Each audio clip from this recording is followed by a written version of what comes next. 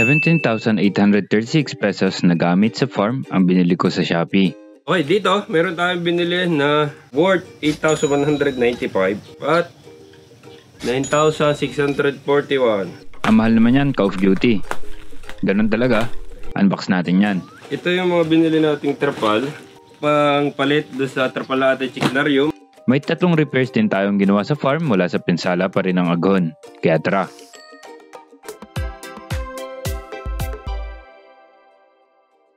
Okay, dito meron tayong binili na sa Shopee na worth 8,195 at 9,641. Meron tayong worth na binili na 17,836 pero unbox muna natin.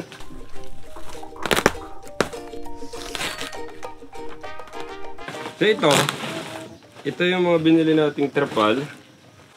Pang palit doon sa Trapalate Chickenarium na damage nung bagyo. So, 2, 3, 4. Actually, yung isa dito, kasi diba na-damage yung bubong ng farmhouse. Ang gagawin namin, lalapatan na namin siya ng trapal para hindi na siya basta-basta malipad, and then net. And then, tingnan natin kung ano tong laman nito.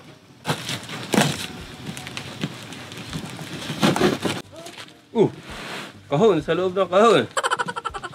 Pero ito, yung ating poly wire para sa electric fence natin. Kasi diba sa ating native pig, ang plano natin, maglalagay din tayo electric fence. Itong energizer na to, iba to sa nabili ko nung una. Kasi hindi na available yung unang nabili ko. Though gusto ko, yun yung bilhin ko ulit kasi subok ko na siya. Pero wala na kasi. May function siya na pwedeng isaksak sa 220. Oh. May adapter siya. So, yung ating hot wire, neutral wire. Wala pala itong battery. Matatry natin kung gumagana siya mismo. Mag-adapter muna tayo. Gumagana naman. So itong nabili nating trapal, ilagay na natin. Para sa unang repair, diretso tayo sa paglalapat ng mga bagong trapal sa Chickenarium. Diba? Wasak-wasak na. All other parts, okay pa naman. Tinanggal na namin ang luma. Tinanggal lang namin ang luma para mapalitan. Inilapat ang bago. Umakyat pa yan. Inilatag.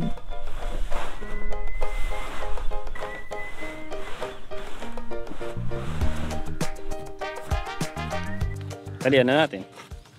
So baka magtatanong, iba, nasira na to ng bagyo. Bakit hindi pa rin ako nadala na ganito? So kaya nitong structure natin yung bagyo. May kailangan lang kaming i-adjust dun sa strategy namin para hindi na maulit yan. Ito pa rin yung pinaka-effective way to do my system, yung pastured chicken natin.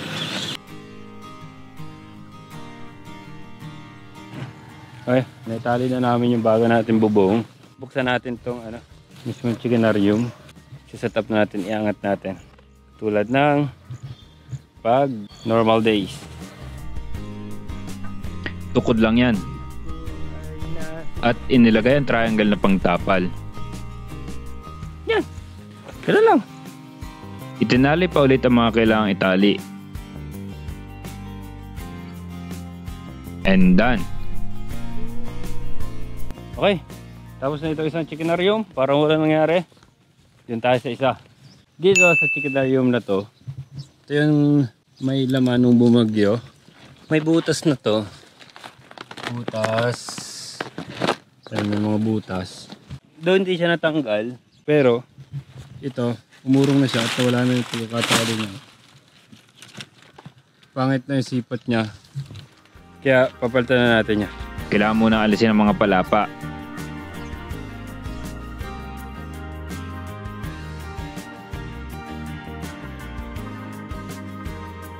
Kinala sa mga tali. At sinila.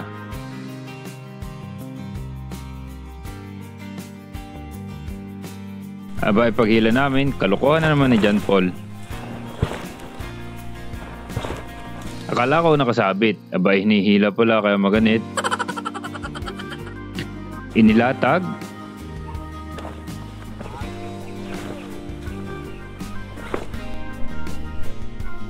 Okay, nilapat lang namin.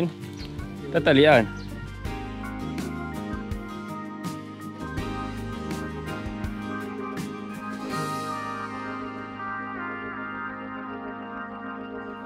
Parang wala na ulit nangyari. Okay, tapos na rin itong isa. Hakutin na rin natin itong mga palapa kasi pag hindi ito nahakot ngayon, next year yan. Kaya kailangan hakutin yan.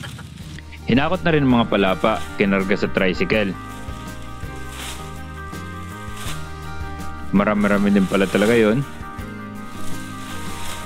Okay, tapos na tayo dito sa chickenarium na to. Yung sa layers, saka na yon, medyo okay pa naman. Pero yung ating sa farmhouse, siguro yun ang kailangan natin unahin. Kasi may trapal yon na tagpi. Ayusin natin yung trapal na nakalagay para mas magtagal. Okay, itong bubong ng kubo kasi namin, nung bumagyo, nahati yung yung net na humahawak dun sa mga anahaw natin. Kaya nangyari, nung nahati yung net doon, yun, nalipad ng nalipad. Eh yan yung nag-hold para hindi malipad basta-basta yung mga yan. Kaya ngayon, ang gagawin natin, tatanggalin natin itong itinagpi na to na trapal. Tatanggalin natin yung net na naghahawak. And then, papalitan natin yung trapal. Papatyan natin yung trapal. Tapos, ilalagay natin yung net. Inalis namin ang trapal na pansamantala naming inilagay. Tignan nyo naman ang naging butas. Inalis namin na tuluyan din ang net.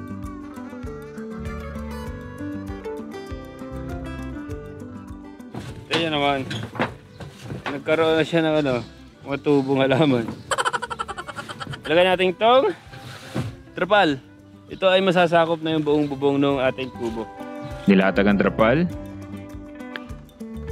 So naipas na natin itong trapal. Kami ni Jayman dito sa taas. At nasa baba si John Paul. Tinalian namin ito. Okay, nailapat na namin yung trapal na itali na namin. Hindi kasi both side, all side ay kayang dumiretso yung trapal kaya merong kulang doon. Pero ang maglalapat naman dyan na maganda ay yung ating net. Net na. Ibinalik ang net. Dalawa na kami sa baba. Kailangan kasi isabit ang net sa mga hooks na pako eh. Tinahin na lang na magkapatid ang net para hindi naliparin ang trapal natin. Okay, naging okay na yung lapat ng net nung natahi.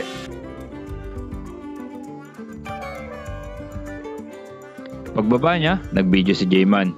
Ewan ko kung anong nangyari dyan. Wala akong kinalaman dyan ha. Okay, yan ang mga repairs natin ngayong araw.